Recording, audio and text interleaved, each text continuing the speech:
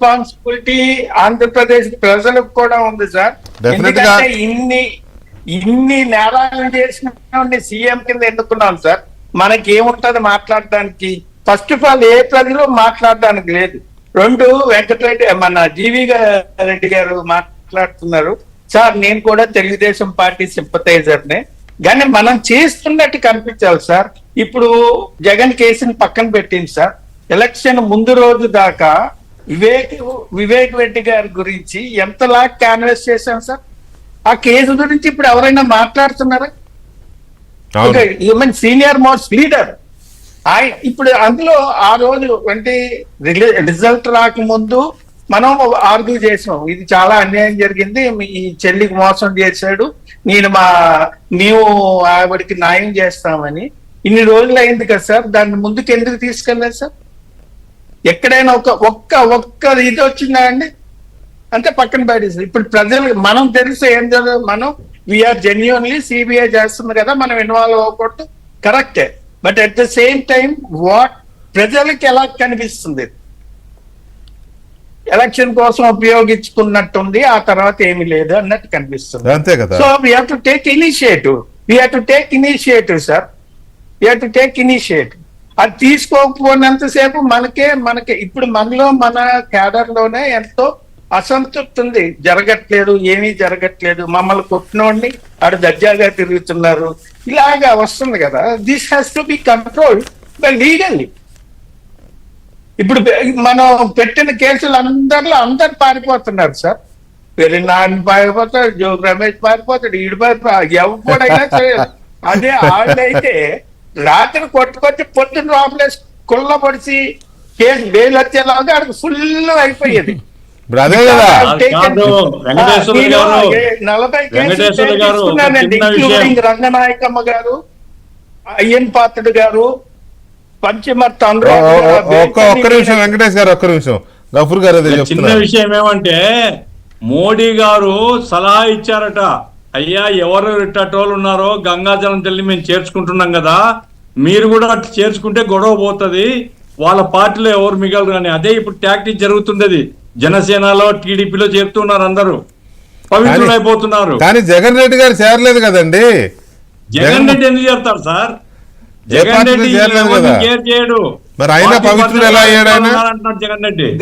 గఫూర్ గారు మీరు అన్నట్టు అందరూ అనుకుంటారు చేరతారని, కానీ మా young leader he will not allow all these people come in to the party అండి. That is for sure. మాట్లాడతాను నేను, అందులో జాయిన్ అవుతారు, వీళ్ళు జాయిన్ అవుతారు, వాళ్ళు జాయిన్ అవుతారు. ఐ నో లోకేష్ గారు will not agree for all these things. ఇలాంటి వాళ్ళని ఎవరు చేర్చుకోరు. ఎందుకంటే ప్రజల్లో ఇది this is all rumour this thing and not factual.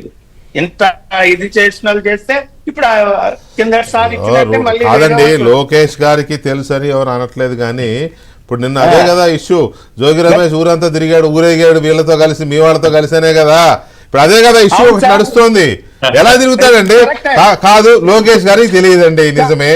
కానీ మీ లీడర్లు అయితే జోగి రమేష్ వచ్చినప్పుడు, అరే మా నాయకుడు ఇంటి మీద దాడి చేసినోడు ఇతనితో మనం ఎలాగా పక్కన డయాసో లేకపోతే ఆ ఊరేగింపు ఎలా షేర్ చేసుకుంటామని మినిమం థాట్ ఉండాలి కదా.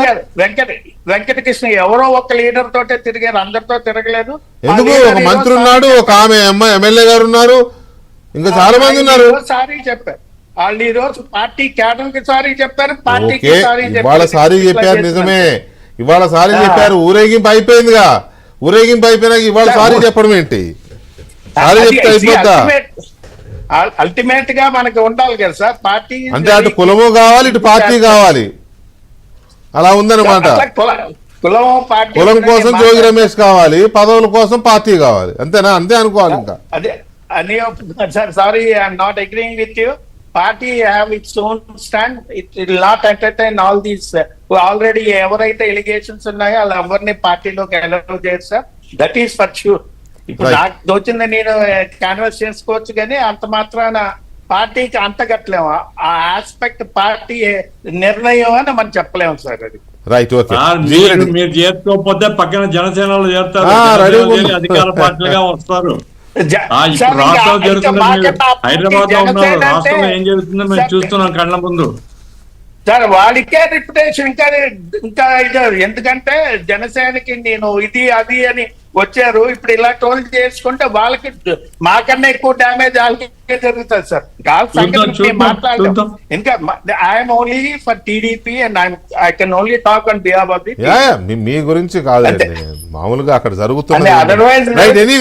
ఎనీవే కంక్లూజన్ లో జీవి రెడ్డి గారు, ఈ కేసు ఇప్పుడు జగన్మోహన్ రెడ్డి గారు సుప్రీంకోర్టులో ఈ కేసు నడుస్తుంది కదా, ఆయన మీద తొందరగా వేయండి అన్నారు, మళ్ళీ జనవరి 10కి వాయిదా వేశారు మొన్న ఫ్రైడే.